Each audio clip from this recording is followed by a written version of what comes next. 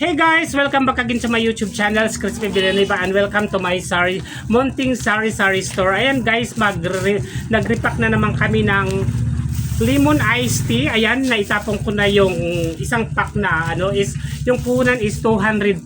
Ayan, magka-count na natin kung magkano tutubuin natin.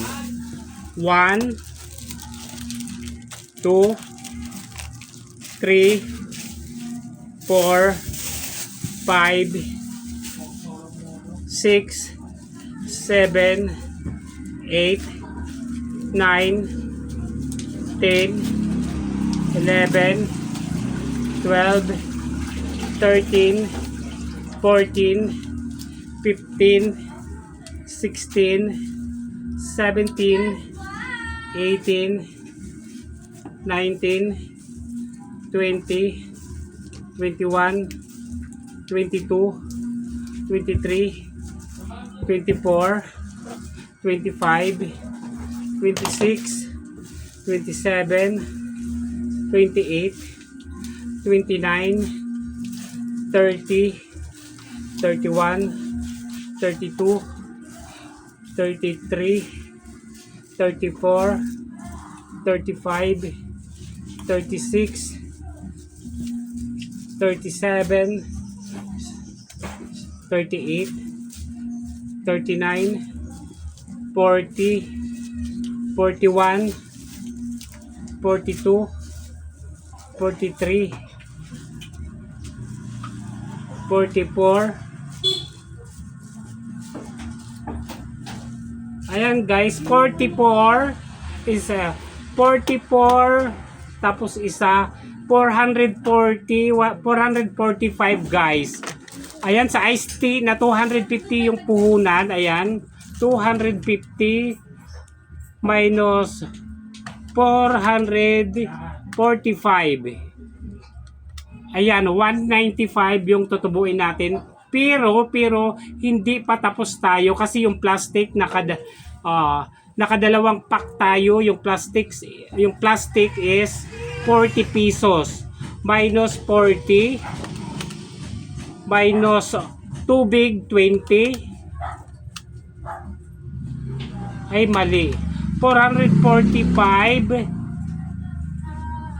minus 250. Ayan, tubo natin is 195 pero tatanggalan pa natin to sa plastic at saka tubig. Yung 195 minus 60 pesos. Ayan guys, yung tubo natin sa 250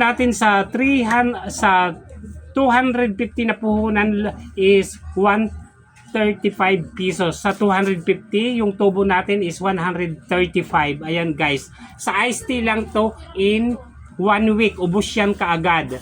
Ayan Oslin, pwede mo na ito ilagay na sa plastic, kuha ka doon yung pangmalakihang ganyan. Ayan, bibilangin naman natin yung chocolate.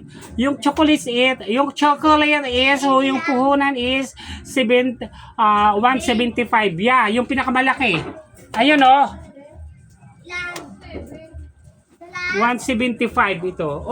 Dalawahin mo na. Sa chocolate naman, sa chocolate is 1, 2, 3, 4, 5, 6, 7, 8, 9, 10, 11. Okay na, 11, 12, 13, 14, 15, 16,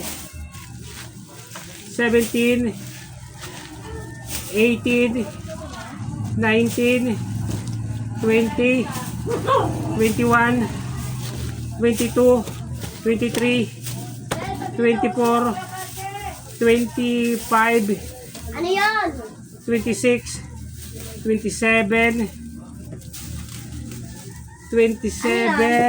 28. 28 is 200. 28 is 280. 280.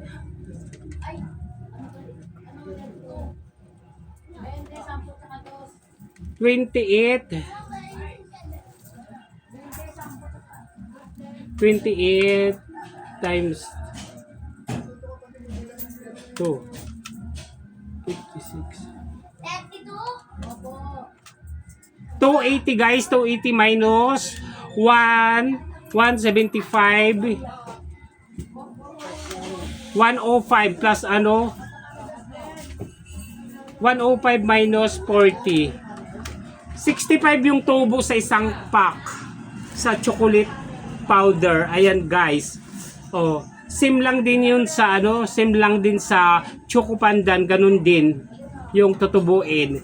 Okay na yan guys, 65 pesos sa yung 65 is sa 175, okay na yan. Kisa naman yung 175 nyo guys, i-deposit natin sa bangko. Tutubo ba ng 65 pesos? No. No.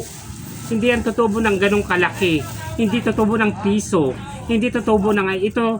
At least yung ininvest natin dito is 175. May tinubo tayo ng 65 pesos. Oh, hindi pa to abutin ng 1 week. I think mga 3 days pa. Oh, sabihin natin times 4 isang buwan. Times 4. May 260 tayo sa isang buwan. Okay guys, sikar talaga.